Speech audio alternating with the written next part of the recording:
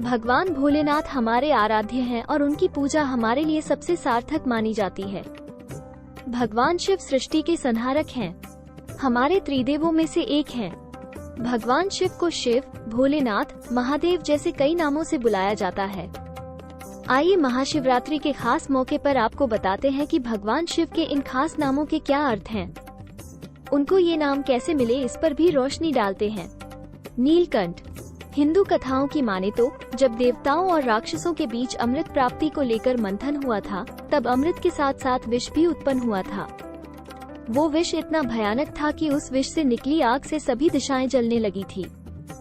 उसी क्षण इस पूरे संसार को बचाने के लिए भगवान भोलेनाथ ने उस विष को पी लिया था, जिसके कारण उनका गला नीला पड़ गया था। तब से लेकर भगवान शिव का नाम नीलकंठ पड़ गया। महामृत्युंजय। आपको पता ही होगा कि भोलेनाथ को महामृत्युंजय भी कहा जाता है। संस्कृत में इसका मतलब मृत्यु पर जीत पाने वाला है।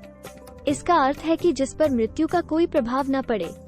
बता दें कि भगवान शिव की स्तुति के लिए महामृत्युंजय का जाप भी किया जाता है। सनातन धर्म में ये मान्यता है कि जो भी इस मंत्र का जाप करता है या जिसके लिए भी इस मंत्र का जाप किया जाता है, व्यक्ति की अकाल मृत्यु को टाला जा सकता है। अर्धनारीश्वर स्वरूप। अर्धनारीश्वर भगवान भोलेनाथ का ही एक स्वरूप है। इस स्वरूप में भगवान शिव ने आधा शरीर नारी व आधा शरीर पुरुष का धारण किया हुआ है। इस स्वरूप के आधे हिस्से में भगवान भोलेनाथ का वास होता है, वहीं आधी नारी के रूप में स्त्री की शक्तियाँ समाहित हैं। इस स्वरूप में भगवान शिव प्रत्येक जीव को इस बात का संकेत देते हैं कि स्त्री और पुरुष एक दूसरे के पूरक हैं। स्त्री और पुरुष एक दूसरे बिना अधूरे हैं।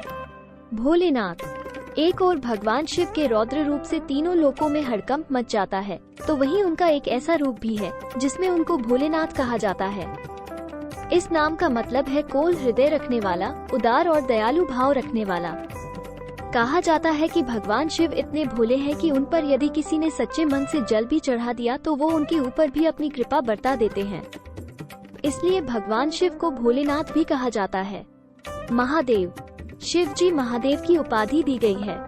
अन्य किसी भी देव को इस नाम से नहीं पुकारा जाता है। ऐसा कहा जाता है कि इस संसार की रचना से पहले भी शिव थे और इस संसार के अंत के बाद भी वही रहने वाले हैं।